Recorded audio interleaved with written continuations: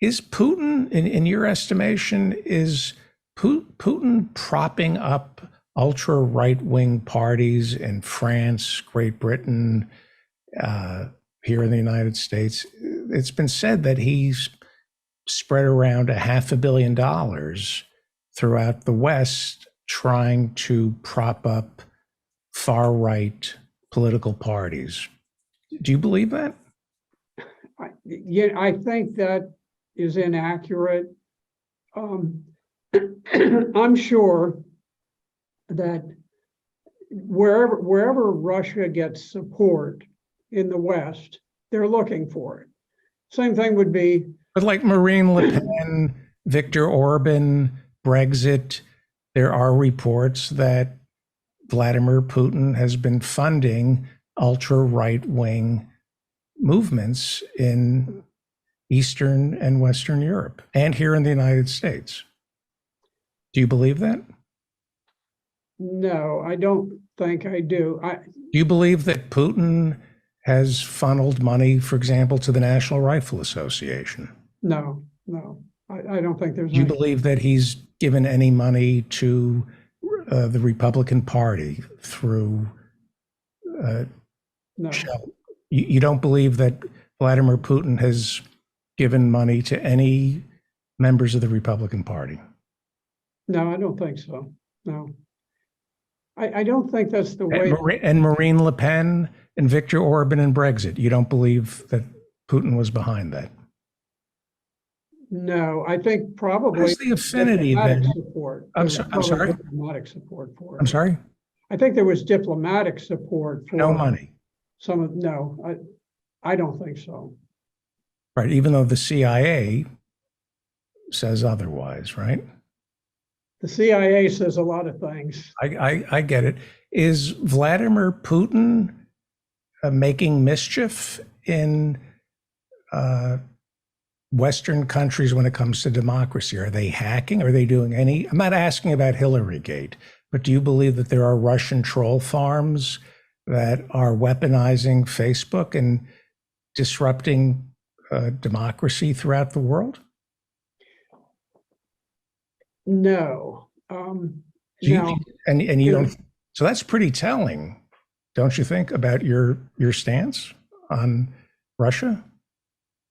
Given that that is received wisdom here in the United States, that Vladimir Putin has been tampering with Western democracies. that's been a very popular thing to say. You know, we've seen how that played out with Russiagate. No, I'm not talking about Russiagate, sir. I'm just talking about, we do things here in the United States.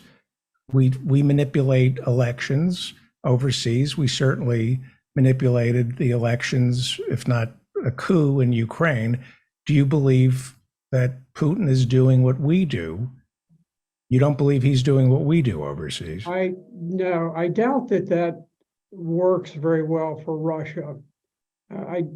I just don't sense that is the sort of the MO. Now they're certainly anxious to to be supportive in whatever way they can of populist groups that are against the militarism that runs through the deep state in the United States. Right. The globalists, the New World Order, whatever they call themselves these days. But I don't think that is something that the Russians are likely to see as productive. We were told that that at some point the Russians were gonna send all these viruses around and shut down all of our communications and so forth. And here we've been sending just endless streams of high-tech weapons, and they've never interfered with our communications at all. They've never tried to hack in and shut down any communication. I haven't read of a single one. Would the world be better off without Vladimir Putin? I think he's done a very good job of bringing Russia out of the ashes of the Soviet Union.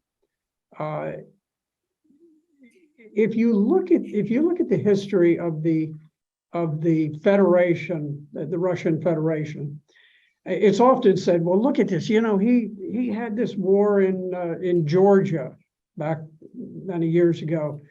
The war in Georgia, this conflict, first of all, it wasn't the Russian-speaking population that started it. They were on the receiving end, but the entire war resulted in 900 fatalities. A war that people talk about endlessly. My gosh, I'm not sure how many weekends in the United States it takes before 900 people are gunned down. So it's a tiny war. So you're saying, I asked you, would the world be better off without Vladimir Putin? And the answer is, I don't think so. I think you don't think you think he's a stabilizing force in Russia and in Eastern Europe? He has been over the years. He has. Now we've made it to where it's very difficult. We've sort of boxed the Russians in. So I think you can argue both ways, but his focus has been on the domestic economy of Russia for the most part. Has that been a success? I know America tampers with their economy, but are the Russian people living more freely? Is it a democracy there? Is it a vibrant, porous economy? Is there mobility, social mobility with him in charge? It is not. It's certainly not as wealthy as some countries in Western Europe, certainly not the United States. But at the same time, there's very little poverty in Russia. It is a capitalist society. It's not a communist society. Well, it's been described as here in the West, it's been described as a kleptocracy. Well, there was a time when the Soviet Union collapsed, there was a tremendous void. And when you have a communist nation, who owns things? Well, the state owns everything. Well, suddenly the state disappears. Then who owns everything? Well, so the narrative we get here in the West is that he is the wealthiest man on the planet, that he and his cohorts are sucking up all the money, all the ex-KGB agents are sucking up all the money and putting it into offshore accounts, many here in the United States in Manhattan real estate, that a lot of Russian assets are here in Delaware, and the Cayman Islands and in London, and it's corrupting our polity. Do you buy into that narrative that has been sold to us? I think when the Soviet Union dissolved, there were a number of oligarchs, extraordinarily powerful men who bought up everything for a penny on the dollar. President Putin really was elected in opposition to these people. And he was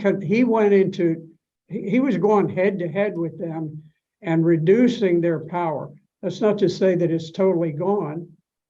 Somebody still owns everything there, but the people are not without property of their own now. Who's murdering all these oligarchs who are disappearing in Russia?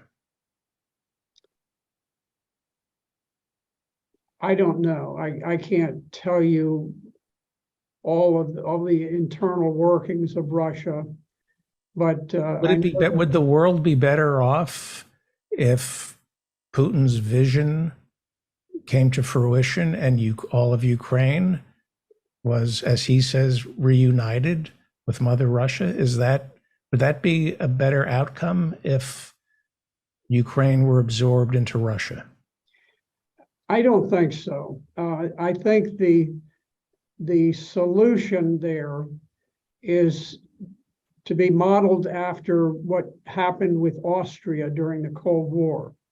There was this very kind of strange coming together where the Soviet Union, the US, France, UK, all came together and they agreed, all right, we will make Austria a neutral, demilitarized area. We'll remove all of our forces. And they did just that. And in exchange, the Austrian government enacted constitutional changes. And they said, we will forever be a neutral, non-aligned country. We will never allow foreign troops on our soil. That should have been the model of Ukraine. And I think even now it should be the model for Ukraine. Is it a separate country from Russia? Yes, but I think there are tenuous arguments both ways. For really up until this war, it was always referred to as the Ukraine, as though, yes, it's a country, but it's a little bit loosely. So you're not 100% convinced that Russia and Ukraine are two separate countries. Is that correct? I think that they should remain two countries. They formed as two countries after the Soviet Union dissolved, and I favor a separate Ukraine from Russia. But again, a neutral area that would function as a buffer between the nuclear powers. Originally in 1991, you had 1,000-mile buffer between Germany and Russia. So that separated the nuclear powers. It's been compressed considerably, but if we just were able to neutralize Ukraine, have them neutral, demilitarized, not associated with either bloc, I think I remember going to Austria during the Cold War, the height of the Cold War, and I was stunned. I didn't know all the background on it, but you go into Austria, the people are free, they're joyous, they're celebrating Christmas. And I thought, wow, this is incredible. All the other places along the Iron Curtain, there was this enormous sense of tension and people just being right at bayonets points, but not in Austria. So I think if this were to happen, I think Ukraine would be able to develop, it would be able to prosper, and it would be free of war. It wouldn't have to be burdened by people being killed or people threatening, but it would require guarantees from the US, from NATO, also from Russia. And, and I think at that point, I think that is the solution, is the Austrian model. It worked once, it could work again. Last question, is the Wagner Group, that would be Putin's personal army, are they made up of neo-Nazis? Is their leader a neo-Nazi? No, not the Wagner Group. The Wagner Group is, and I'm about to run out of juice on my battery, but the Wagner Group is very much after the model of Blackwater, what we had with Blackwater. And so the reports of their leader having swastikas tattooed to their arms, and they're leaving neo-Nazi literature, Nazi literature, when they're done fighting, they're not run by neo-Nazis. No, I've not seen that with the Wagner Group. You haven't heard that at all? Oh, there's a very major element within the Ukrainian armed forces. I know about the Azov battalion. I was going to ask you about that in a second, but you haven't heard that I haven't heard that about the Wagner Group, named after Hitler's favorite composer. This is Vladimir Putin's personal army. I'm familiar with the force, but not, I hadn't heard those assertions. That they're run by neo-Nazis. I had not heard that. Really? No, because I mean, they're certainly fighting against. Do you believe Putin is Azov. do you believe Putin is performing a denazification of Ukraine?